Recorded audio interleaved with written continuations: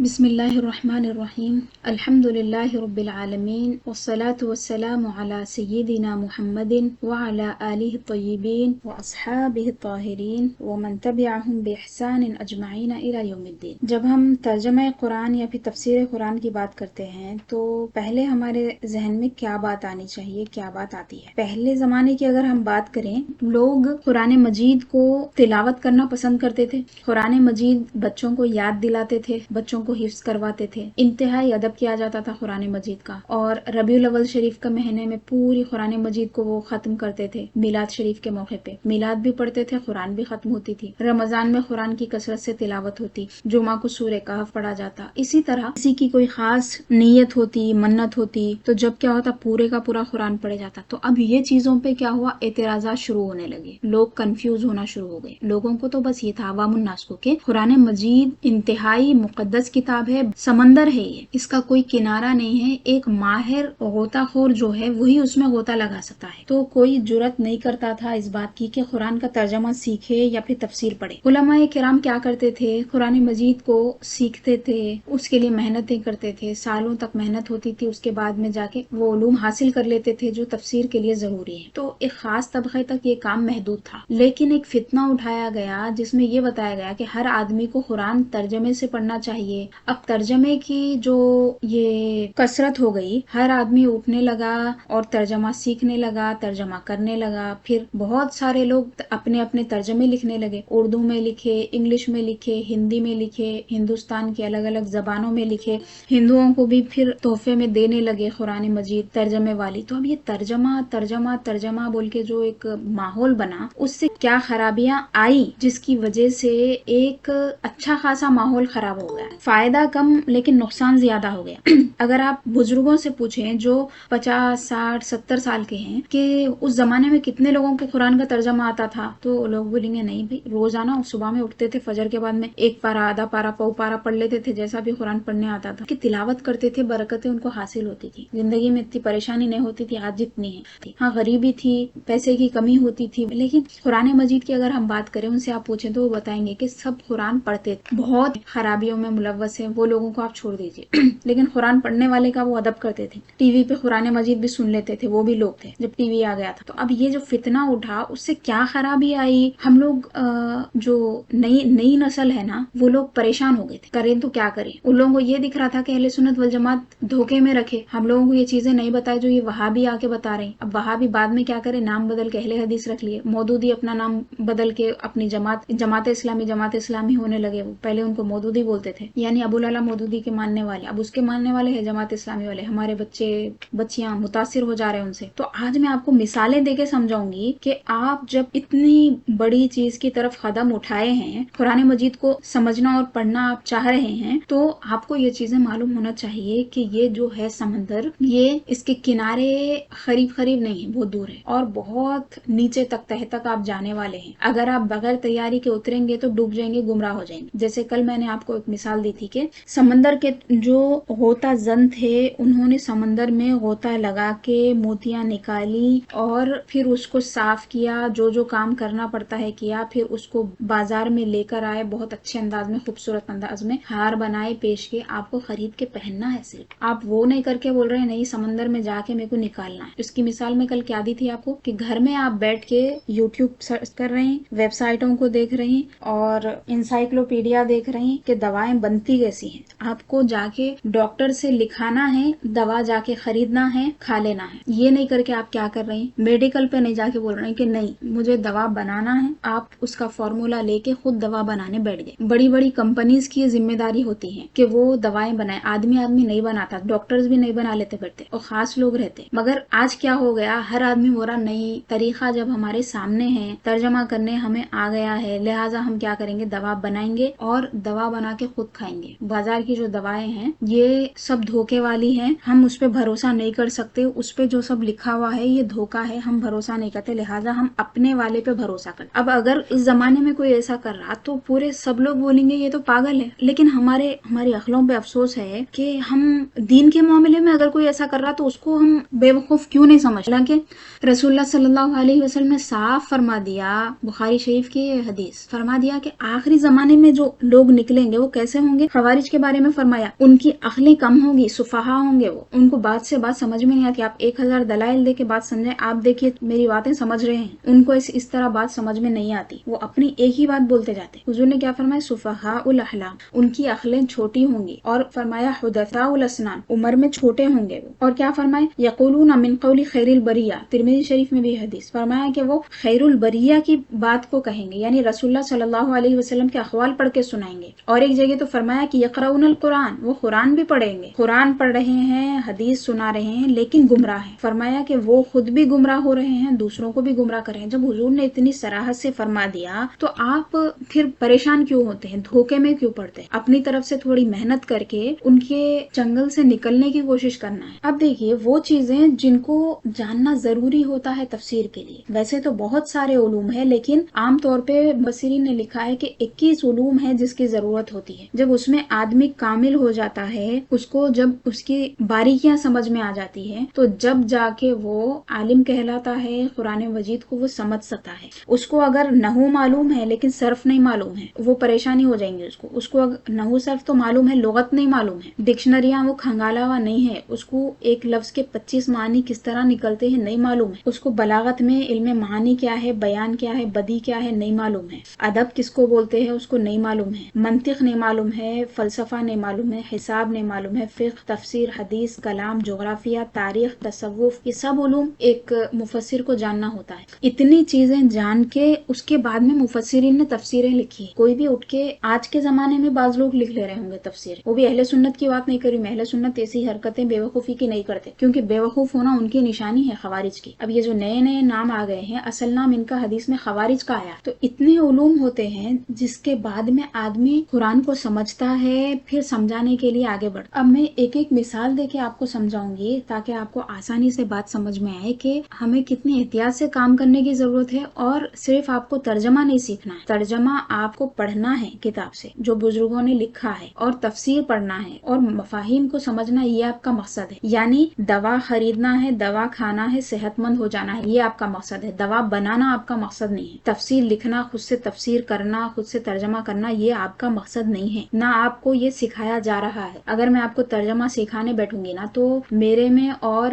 وہ دوسرے جاہلوں میں کچھ بھی فرق نہیں رہے گا. میں دنیا کا احتیاط کرتی ہوں قرآن مجید کا ترجمہ کرنے میں. اپنا کوئی ترجمہ لکھی، کوئی کتاب مثال کے طور پہ میں ٹرانسلیشن کر رہی ہوں. جیسے ایک کتاب کا نام بتایا تھا میں نے، آداب عالم و متعلم کے بارے. اب اس میں 25 آیتیں آتی، میں پورا ترجمہ تو کرتے رہتی ہوں. آیت کے ترجمے میں سوچتی ہوں اس کا مطلب یہ ہو سکتا ہے، یہ ہوتا ہے، کر دیے بعد میں 4 ترجموں کو دیتی ہوں کہ کس کا ترجمہ اچھا ہے، کس کا ترجمہ زمانے کے لحاظ سے مناسب ہے. اس کے بعد ایک 5واں ترجمہ نکلتا، وہ ترجمہ میں کرتی ہوں. تو ترجمہ سیکھنا یا تفسیر سیکھنا نہیں ہے، آپ کو وہ چیزیں معلوم کرنا ہے، وہ احکام معلوم کرنا ہے، وہ اوامر معلوم کرنا ہے، وہ نواہی معلوم کرنا ہے، وہ واقعات معلوم کرنا ہے، وہ خبریں معلوم کرنا ہے، وہ باتیں معلوم کرنا ہے جو اللہ تعالیٰ نے اپنے رسول صلی اللہ علیہ وسلم پر نازل فرمائی. وحی ہے کیا، اللہ تعالیٰ نے کلام کس قسم کا فرمایا ہے، اللہ تعالیٰ کے کلام کرنے کا کیا انداز ہے، یہ سب چیزیں آپ کو تفسیر کے ذریعے معلوم ہوتی. تو اتنی بات ذہن میں رکھیں کہ تفسیر جو ہوتی ہے یہ بڑوں کا کام ہے، یہ ان کا کام ہے جو اس منصب والے ہیں.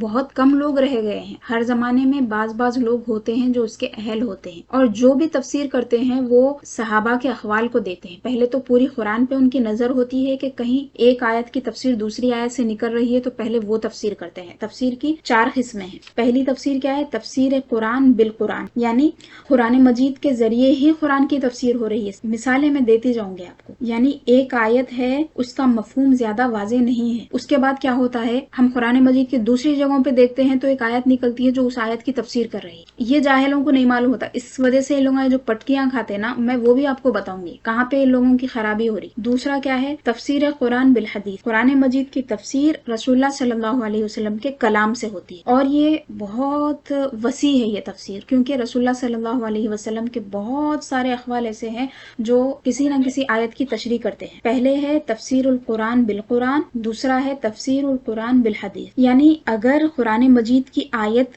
دوسری آیت کی تفسیر کر رہی ہے تو ہم اس کو ترجیح دیں گے، اور اگر ایسی کوئی آیت نہ ملے جو اس آیت کی تفسیر کر رہی ہے تو ہم حدیث کی طرف جائیں گے.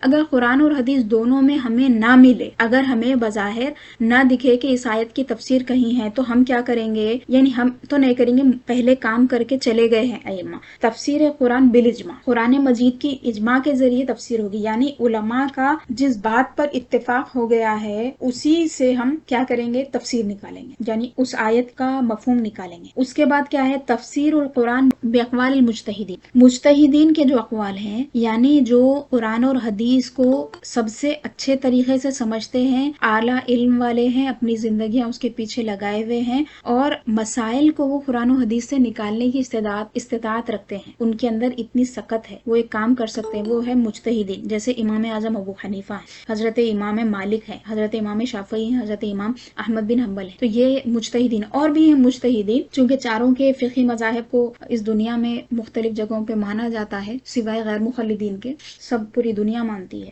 تو چاروں کا نام اس لیے میں لی، تو مجتہدین کے اقوال سے کیا ہوں گی، آیت کی تفسیر ہوں گی، تو یہ طریقے ہیں تفسیر کرنے کے۔ اب اگر کسی کے علم میں پوری قرآن مجید ہی نہیں ہے تو وہ اگر تفسیر کرنے بیٹھ جائے تو وہ کس طرح کر سکتا ہے، ایک آیت کا مطلب واضح نہیں ہے، اپنے دل سے، اپنے گھر سے، خود سے بنا کے پیش کر دیتا کچھ بھی، اور ایسی بھونڈی تفسیر پیش کرتا کہ قرآن کی پانچ دیگر آیتوں کا انکار ہو جاتا اور دوسری آیتوں کا انکار ہو جاتا، ایک دو آیتوں کا، جو انہیں جو معنی بیان کر رہا اس کے برخلاف ہے، اور انہیں معنی کیا بول کے بیان کر رہا، قرآن ہے بول کے بول رہا آپ کو۔ اسی کے بارے میں حضور نے فرمایا کہ وہ قرآن پڑھیں گے لیکن ان کے حلقوں سے نہیں اترے گا، لا یجاوز حناجرہم، فرمایا رسول اللہ صلی اللہ علیہ وسلم نے۔ تو تفسیر میں دوسری اہم بات ہمیں کیا ملحوظ رکھنا ہے، بعض آیتیں وہ ہیں جو متشابہات ہیں، یعنی متشابہات یعنی ایسی آیتیں ہیں کہ ہم پڑھ کے اس کو نہیں سمجھ سکتے ہیں، اس میں بھی دو قسم کی آیت ہیں، ایک تو ہے مقطعات جیسے الف لام میم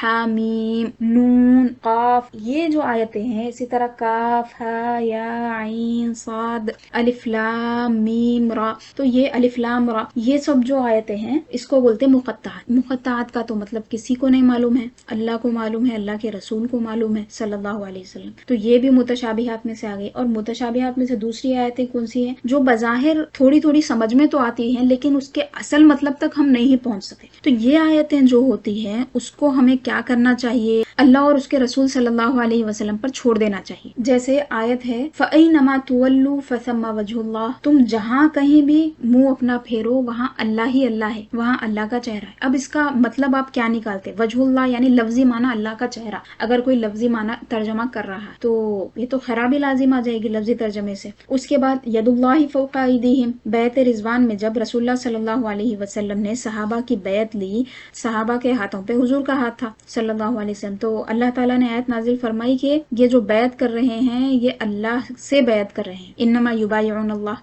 اس کے بعد فرمایا کہ ان کے ہاتھوں پر اللہ کا ہاتھ ہے، بظاہر رسول اللہ کا ہاتھ ہے، تو اب یہ بھی اگر ہم لفظی معنی لے لیں گے تو خرابی لازم ہے، یہ بھی متشابہ آیتوں میں سے۔ اسی طرح وہ آیتیں جس میں ید ہے یعنی ہاتھ، وجہ ہے یعنی چہرہ، اسی طرح ثم استوى علی العرش، پھر اللہ تعالیٰ عرش پر جلوہ افروز ہو گیا۔ استوا کا مطلب ہے برابر ہونا، آپ لفظی ترجمہ کریں گے تو مانا ہوگا کہ عرش پر برابر ہو گیا، اب یہ برابر ہو گیا بولے تو آپ ترجمہ پڑھ کے دیکھیں، اسی طرح ترجمہ کراتے بولو۔ اب یہ جو عقیدہ ہے نا عرش پر برابر ہو گیا، تو اس کا مانا اللہ یہ نکالتے کہ اللہ تعالیٰ عرش پر بیٹھ گیا، نعوذ باللہ۔ اہل سنت والجماعت تو بولتے کہ اللہ تعالیٰ کا جسم نہیں ہے، تو اب یہ کیا ہے، آیتیں متشابہات۔ تو اب یہ آیتیں جو ہیں اس کے بارے میں اللہ تعالیٰ نے فرمایا کہ جو متشابہ آیات ہوتی ہیں وہ اس کے بارے میں فرمایا کہ جن لوگوں کے دل میں کجی ہوتی ہے، ٹیڑھا پن ہوتا ہے، زیغ ہوتا ہے، لفظ زیغ استعمال فرمایا، فَأَمَّا الَّذِينَ فِي قُلُوبِهِمْ زَيْغٌ فَيَتَّبِعُونَ مَا تَشَابَهَ مِنْهُ، جن لوگوں کے دل میں کجی ہوتی ہے وہ کیا کرتے ہیں، ان آیتوں کے پیچھے پڑتے ہیں جن آیتوں کا مفہوم واضح نہیں ہے، متشابہ آیتیں ان کے پیچھے پڑتے ہیں،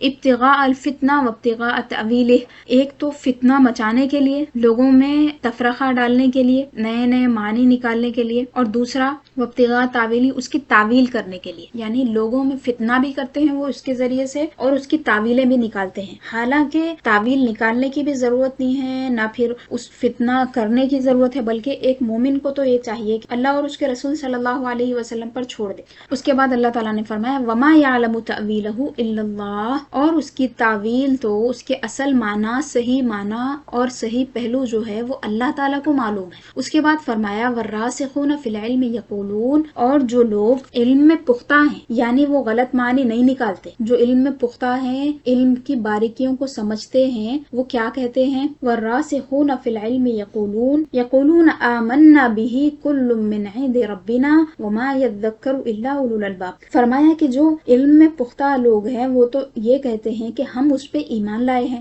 یعنی اللہ تعالیٰ نے جو فرمایا کہ ید اللہ فوق ایدیہم، ان کے ہاتھوں پہ اللہ کا ہاتھ ہے، تم جہاں بھی منہ کرو وہاں اللہ ہی اللہ ہے، اور اس قسم کی جو بھی آیتیں ہیں اس بارے میں اہل علم کیا کہتے ہیں؟ ہم اس پہ ایمان لائے۔ کل من عند ربنا، یہ سب اللہ کی طرف سے ہے، یعنی وہ آیتیں جو معنی میں بالکل واضح ہیں وہ بھی اللہ کی طرف سے ہیں، جو متشابہ ہیں وہ بھی اللہ کی طرف سے ہے۔ کل من عند ربنا، سب اللہ کی طرف سے، ہمارے رب کی طرف سے ہیں۔ اس کے بعد فرمایا وما یذکر الا اولو الالباب، اور جو عقل والے ہیں، جن کے پاس عقل ہے، لب ہے، ان کے بارے میں فرمایا کہ وہ وہی ہے جو نصیحت حاصل کرنے والے۔ سورہ آل عمران کی آیت نمبر 7۔ تیسری وہ آیتیں ہیں جو محکمات کا مطلب یہ ہے کہ جن کا معنی بالکل صاف ہے، صریح ہے، سمجھنے میں بھی کوئی دشواری نہیں ہے، جیسے قل هو اللہ احد، یعنی اے حبیب صلی اللہ علیہ وسلم آپ فرما دیں وہ اللہ ایک ہے۔ اللہ ایک ہے تو یہ بات تو واضح ہے، سمجھ میں آ رہی، اس کو بولتے نصوص قطعیہ۔ کیا بولتے؟ نصوص قطعیہ، نون صاد واو صاد قطعیہ، قاف سے، قاف تا عین یا ہا، نص قطعی جمع نصوص قطعیہ۔ بہت ساری آیات اسی طرح ہیں، محکمات بولتے اس کو۔ تو یہ جو آیت میں آپ کو سورہ آل عمران کی سنائی، اس میں اللہ تعالیٰ نے محکمات کا بھی ذکر فرمایا، متشابہات کا بھی ذکر فرمایا۔ چونکہ میں متشابہات کا ذکر پہلے کری تھی، آدھی آیت آپ کو پڑھ کے سنائی، اب باقی کی آدھی اب سنیے۔ هو الذی انزل علیک الکتاب منہ آیات محکمات ہن ام الکتاب واخر متشابہات، وہی ذات ہے جس نے آپ پر کتاب کو نازل فرمایا ہے، اس میں سے محکم آیتیں ہیں، یعنی قرآن مجید میں بعض آیتیں وہ ہیں جو محکم ہیں، جن کا معنی واضح ہے۔ فرمایا کہ ہن ام الکتاب، وہی اصل کتاب ہے، وہی ام الکتاب ہے۔ اس کے بعد فرمایا واخر متشابہات، اور بعض آیتیں ایسی ہیں جو متشابہ ہیں۔ پھر اس کے بعد فرمایا کہ جو لوگ دل میں خرابی رکھتے ہیں وہ متشابہ کے پیچھے پڑتے ہیں فتنہ لگانے کے لیے، غلط معنی نکالنے کے لیے، لیکن اس کی صحیح تعویل اللہ کو معلوم۔ تو اب یہ جتنے گمراہ لوگ ہیں نا، جو آیتیں پکڑ کے ناچتے ہیں، اپنے عقیدے کو ثابت کرنے کی کوشش کرتے ہیں، وہ اسی قسم کی آیتیں ہوتی ہیں، زیادہ تر متشابہ آیتوں کو لیتے ہیں اور اس پہ ان کا پورا مذہب ٹھہرا ہوا ہوتا ہے۔ اب دیکھیے یہ استوا والی جو آیت میں نے آپ کو سنائی، ثم استوى علی العرش، پھر اللہ تعالیٰ عرش پر اپنی شان کے مطابق جلوہ فرما ہو۔ اہل سنت والجماعت اس طرح ترجمہ کرتے ہیں، استوا کا مطلب ہے برابر ہونا۔ یہ لوگ کیا بولتے؟ پھر اللہ تعالیٰ عرش پہ بیٹھ گیا۔ ابھی عرش پہ جو بیٹھ گیا بولتے، اس کو بولتے مجسمہ، یعنی ایسا فرقہ ہے یہ جو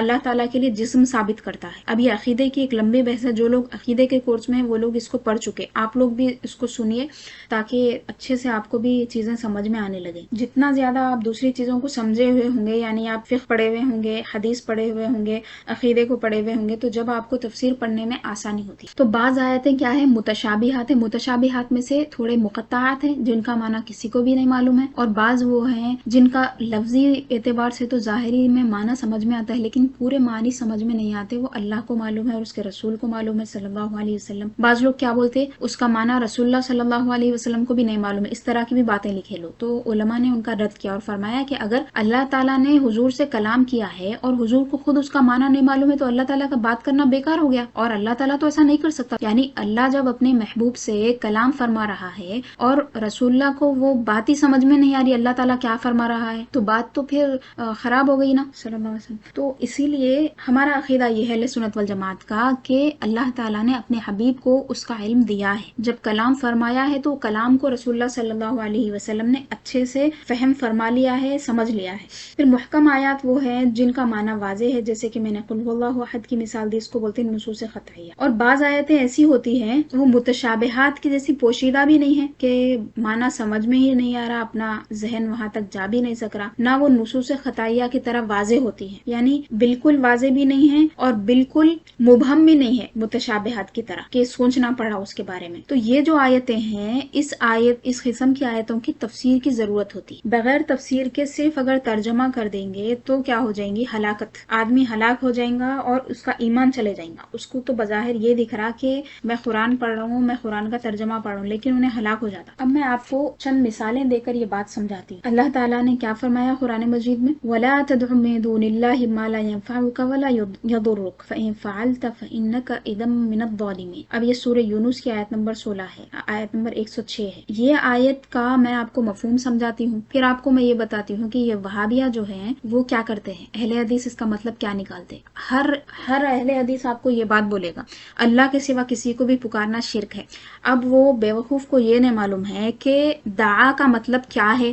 دعا یدعو کے معنی پکارنے کے بھی ہے، بلانے کے بھی ہیں، عبادت کرنے کے بھی ہیں۔ جیسے میں بولی کہ میں دعوت اللہ، میں نے اللہ سے دعا کی۔ دعا کی کا مطلب کیا ہوا، میں اللہ تعالیٰ سے مانگی۔ دعا یعنی میں نے اللہ تعالیٰ سے یہ دعا کی کہ مجھے یہ عطا فرما دے۔ اسی طرح میں نے گھر میں کوئی شخص موجود ہے گھر کے افراد میں سے، میں نے ان کو آواز دے کر پکاری، تو اس کا مطلب کیا ہوا، دعوت فلانا، میں نے ان کو ندا دی۔ نادیتو یا دعوتو کا مطلب وہ بھی نکلتا ہے۔ اسی طرح آپ دوسری جگہ سے کسی کو بلائیں گھر پہ تو وہاں پہ بھی دعوتو ہوگا۔ اسی طرح آپ کسی کو چیخ کر پکاریں وہاں پہ بھی دعوتو ہوتا۔ موقع مناسبت کے لحاظ سے معنی اس کے بدلتے جاتے ہیں۔ اب یہی دعا یدعو کے الفاظ قرآن میں الگ الگ طریقے سے اللہ تعالیٰ نے دعا کا لفظ فرمایا ہے۔ اب یہ آیت جو میں نے پڑھی، یہ آیت پکڑ کے یہ لوگ کیا کرتے، گمراہ کرتے۔ آیت کا مطلب کیا ہے، وَلَا تَدْعُ مِن دُونِ اللَّهِ مَا لَا يَنفَعُكَ وَلَا يَضُرُّكَ، اور اللہ کے سوا کسی کو مت پکارو، کس کو، جو آپ کو نفع بھی نہیں دے گا اور نہ ضرر دے گا۔ یعنی ایسا معبود جو اللہ کے سوا ہے، یعنی جو اللہ تعالیٰ کے سوا معبودوں کو پکارتے ہیں، اللہ تعالیٰ ان کے بارے میں فرما رہا ہے۔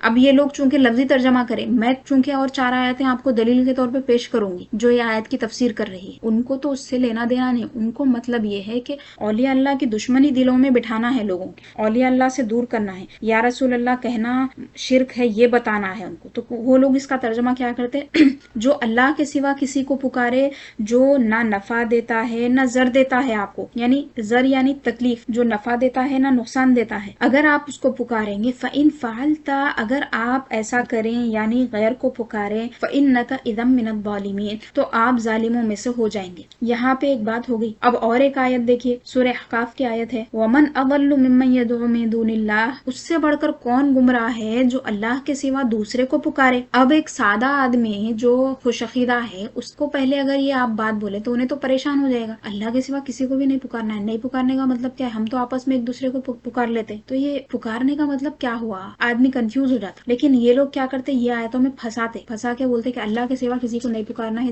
لہٰذا رسول اللہ کو پکارنا یا غوث پاک بولنا، پھر غریب نواز ہو، جو بھی جتنے بھی اولیاء اللہ ہو، ان کو پکارنا شرک ہے، بدعت ہے، اس پہ آ جاتے وہ لوگ۔ اور ایک آیت بھی ہے، وَضَلَّ عَنْهُمْ مَا كَانُوا يَدْعُونَ مِن قَبْلُ، اور فرمایا یہ قیامت کی بات فرمائی کہ وہ لوگ غائب ہو گئے جن کو وہ پہلے پکارا کرتے تھے، یعنی اللہ کے سوا جن کی عبادت کرتے تھے وہ لوگ غائب ہو گئے، وہ لوگ مدد کرنے نہیں آئیں گے۔ اور ایک جگہ کیا فرمایا، سورہ فاطر آیت نمبر 13، وَالَّذِينَ تَدْعُونَ مِن دُونِهِ مَا يَمْلِكُونَ مِن قِطْمِيرٍ، تم خدا کے سوا جس کو پکارتے ہو وہ ایک چھلکے کے بھی مالک نہیں ہے۔ قطمیر یعنی جو کھجور کی گٹلی کے اوپر باریک چھلکا ہوتا ہے اس کو قطمیر بولتے، تو کھجور گٹلی تو گٹلی کے اوپر کا چھلکے کے بھی وہ مالک نہیں ہے، اتنی بھی ان کی حیثیت نہیں ہے، تم ان کو پکار رہے ہو۔ اللہ تعالیٰ نے مشرکین سے کلام فرمایا، جتنی آیتیں ہیں نا سب مشرکین کے بارے میں ہیں۔ اب اگر ہم دوسری آیتوں کی طرف دیکھیں جس سے ان آیت کا معنی ہمیں سمجھ میں آ رہا ہے، ان آیات کا معنی سمجھ میں آ رہا ہے، اور یہ سمجھ میں آ رہا ہے کہ اللہ تعالیٰ یہاں پر اللہ کے سوا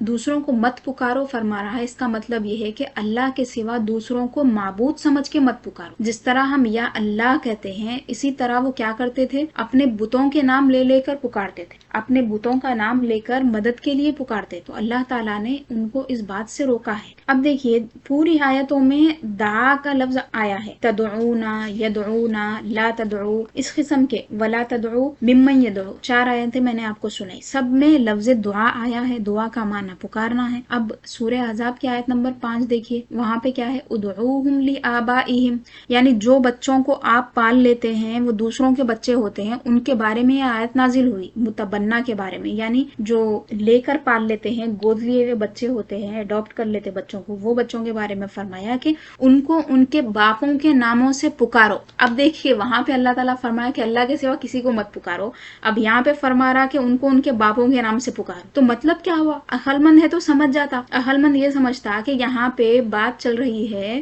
بچے کو اس کے باپ سے منسوب کرنے کی۔ حضرت زید رضی اللہ تعالیٰ عنہ کو رسول اللہ صلی اللہ علیہ وسلم نے اپنے پاس رکھ لیا تھا، ان کی پرورش کی تھی۔ حضرت زید رضی اللہ تعالیٰ عنہ نے شادی کی، اس کے بعد بعد میں ان کی جو اہلیہ تھی حضرت زینب، بعد میں رسول اللہ صلی اللہ علیہ وسلم نے ان سے نکاح کیا. حضور نکاح کرنا چاہ رہے تھے لیکن اس لیے پیچھے ہٹ رہے تھے کہ لوگ کہیں گے کہ محمد صلی اللہ علیہ وسلم نے اپنے بیٹے کی بیوی سے نکاح کیا، حالانکہ وہ بیٹے تھے نہیں. حقیقی بیٹے کی بیوی ہوتی تو حرام ہوتی، وہ تو حقیقی بیٹے تھے نہیں. تو آیت نازل ہو گئی رسول اللہ صلی اللہ علیہ وسلم کے سامنے جب مسئلہ آیا تو اللہ تعالیٰ نے مسئلہ حل فرما دیا کہ اور لوگ کیا کہتے تھے زید بن محمد، تو زید بن محمد تو وہ تھے نہیں، رسول اللہ صلی اللہ علیہ وسلم کے صاحبزادے تھے نہیں وہ. تو آیت نازل ہو گئی کہ ادعوہم لآبائہم هو اقسط عند اللہ، ان کو ان کے باپوں کے ناموں سے تم پکارو، یہ اللہ کے نزدیک زیادہ انصاف والی چیز ہے. دوسروں کے نام سے منسوب مت کرو، جس کا وہ بیٹا ہے اسی کا بیٹا ہے، پالے کوئی بھی. لیکن مسلمانوں میں بھی یہ بات عام ہوتی ہے. ضمنی طور پہ مسئلہ آیا تو میں آپ کو بتا رہی ہوں کہ جو بچوں کو پال لیتے ہیں ہر جگہ کیا کرتے ہیں، بعض لوگ، بہت کم لوگ ہوں گے جو اصل باپ کا نام لکھتے، جن کو بچے نہیں ہوتے بچہ لے کے پال لیتے ہیں نا، ان لوگ اپنا نام لکھ لیتے. حتیٰ کہ شادی جب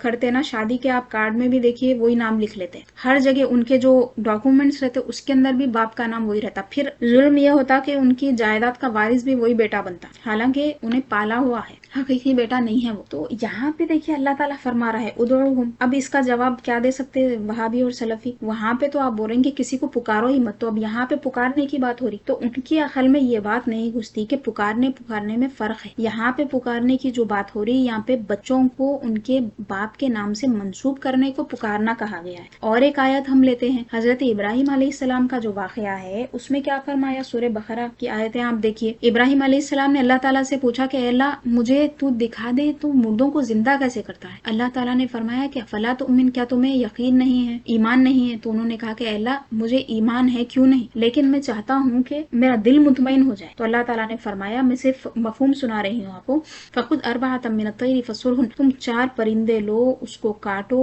ان کو پھر الگ الگ پہاڑوں پہ رکھ دو. اس کے بعد کیا فرمایا؟ ثم ادعوہن یأتینک سعیا، پھر تم ان پرندوں کو آواز دو، وہ دوڑتے ہوئے تمہارے پاس آئیں گے. یہ جو لوگ جن کے عقلوں پہ پردے پڑ گئے ہیں ان کو یہ چیزیں نہیں دکھتی. حضرت ابراہیم خلیل اللہ علیہ السلام نے کس کو ندا دی؟ وہ پرندوں کو ندا دی. پرندوں کی کیا حیثیت ہے؟ وہ بھی زندہ پرندے بھی نہیں ہیں، مردہ ہیں، ٹکڑے ٹکڑے کر کے گوشت ملا کے، اس کا گوشت اس کے ساتھ ملے ہوا ہے، الگ الگ پہاڑوں پہ رکھ دیے. اس کے بعد میں یہ قرآن کی آیت پڑھ رہی ہوں میں، آیت نمبر 260 سورہ بقرہ کی. اللہ تعالیٰ نے فرمایا کہ ثم ادعوہن یأتینک سعیا، پھر تم ان کو ندا دو، تم ان کو پکارو، وہ دوڑتے ہوئے تمہارے پاس آئیں گے. اب یہاں پہ ابراہیم علیہ السلام پرندوں کو پکار رہے ہیں. اب یہاں پہ لوگ بول رہے ہیں کہ رسول اللہ کو نہیں پکارنا، سید الاولیاء غوث پاک کو نہیں پکارنا. ان لوگ نہیں پکارنا بول کے جو ہے نا کون سی آیتوں سے لے کے آپ کو گمراہ کر رہے ہیں، آپ کو سمجھ میں آنے لگا ہوگا. پکارنا کوئی مقصد نہیں، عبادت نہیں کرنا یہ مراد ہے.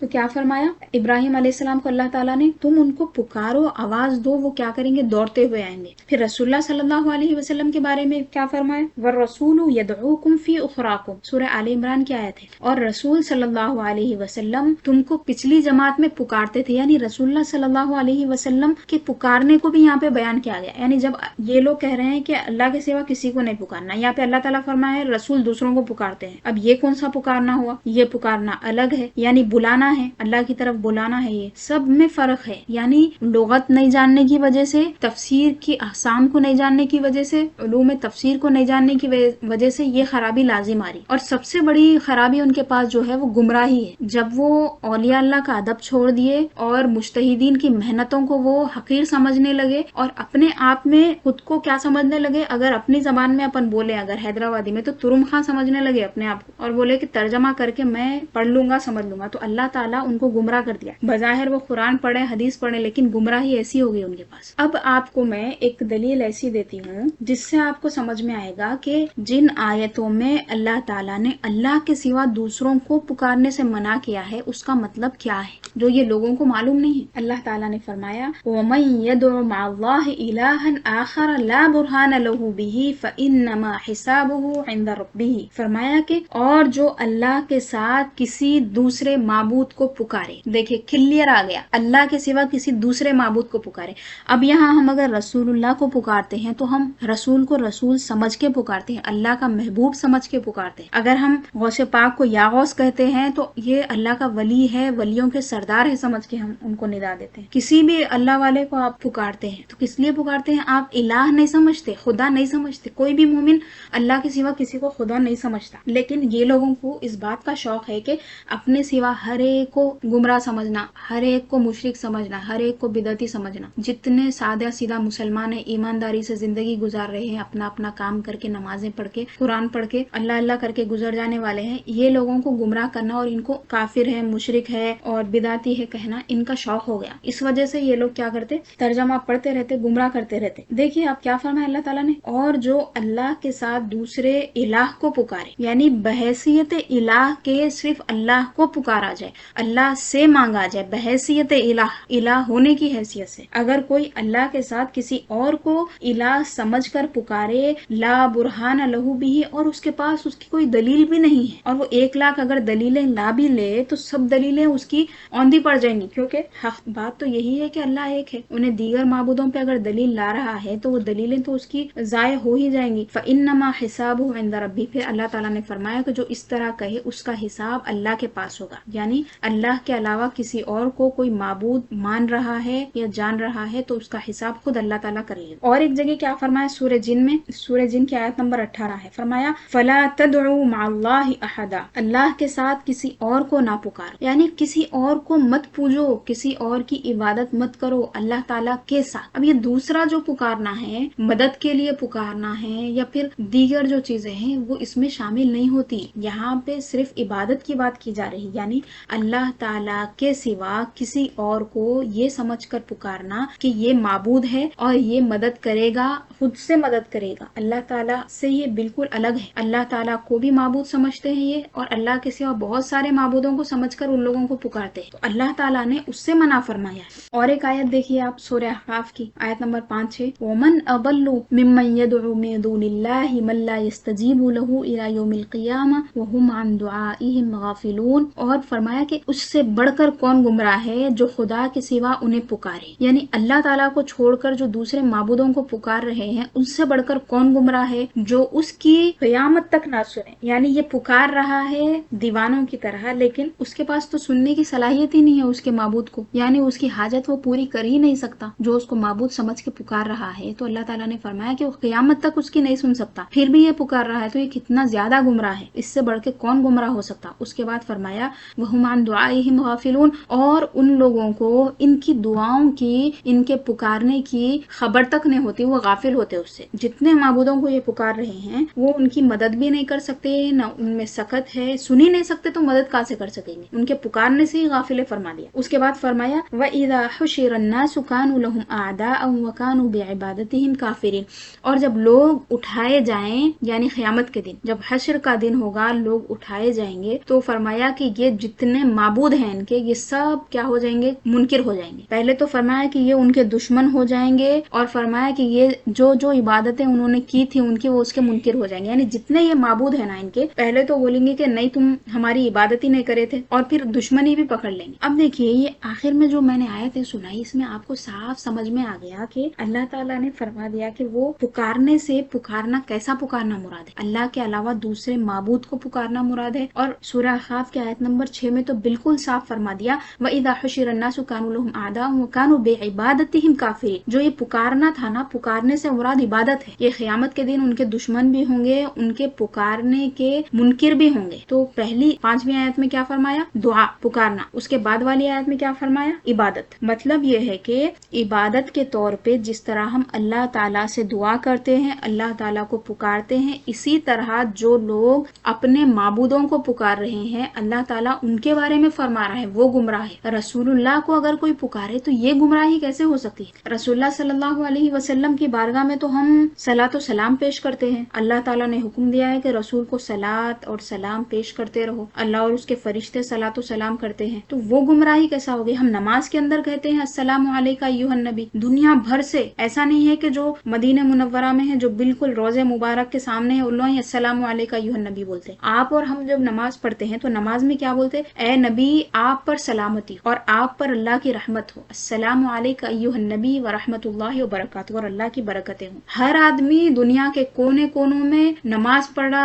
कायदे में बैठ के नमाज खत्म करने से पहले उन्हें दुरूद पढ़, तो ये भी तो पुकारना हुआ। ये पुकारना मुराद नहीं है, ये तो हुक्म दिया गया बाज़ाब्ता हमें। तो इसको क्या बोलते हैं मालूम, ये जो लोग कर रहे हैं इसको खलत मबहस बोलते हैं, यानी पूरे बातों को मिला दे रहे हैं लोग। उनके पास चीजें क्लियर नहीं है, ना वो क्लियर करना चाहते हैं। उनका बस मकसद ये है, ये बात आप अच्छे से समझ लें, उनका کا مقصد صرف اور صرف یہ ہے کہ جس لحاظ سے وہ قرآن کو سمجھ رہے ہیں، ترجمہ کر رہے ہیں، سب لوگ اسی طرح سمجھیں۔ دوسری بات، جو ان کے ساتھ ہوگا، ان کی بات کرے گا، وہی صرف ہدایت یافتہ ہے، باقی سب گمراہ ہے۔ ان کے یہی مقاصد۔ پہلی دوسری صدی میں جو لوگ گزر گئے، جو کام کر کے، ان کی بات کو تو ان کو نہیں سننا ہے، لیکن یہ جو کہیں گے ان کے زمانے والوں کو سننا ہے۔ جو نہیں سنا انہیں گمراہ ہے، بدعتی ہے اور مشرک ہے۔ تو ان کی یہ بدماشیاں ہیں اور جو چالیں ہیں، شیطانی چالیں، اس کو سمجھنا بہت ضروری ہے، کبھی بھی ان کے بہکاوے میں نہیں آنا۔ تو یہ دعا والے جتنی آیتیں ہیں، اس سے وہابی کیا معنی نکالتے ہیں؟ ان کا بولنا یہ ہوتا ہے کہ دور سے پکارنا، مرے ہوں کو پکارنا، اور کیا ہے، ما فوق الاسباب پکارنا۔ ان لوگوں کے الفاظ ہیں ما فوق الاسباب، یعنی اب میں یہاں سے آواز دے رہی ہوں تو کہاں تک آواز جائے گی؟ گھر کے اندر بیٹھ کے میں آواز دے رہی ہوں، پہلے دوسرے تیسرے کمرے تک زیادہ سے زیادہ بہت چیخ لیے تو گھر کے تھوڑا باہر جائیں گی۔ تو اب اگر میں یہاں سے بیٹھ کے پکار رہی ہوں، دوسرے ملک میں یا پھر دوسرے شہر میں آواز جائے تو یہ کیا ہے؟ عقل میں نہیں آنے والی بات ہے۔ تو یہ لوگ کیا کہتے ہیں؟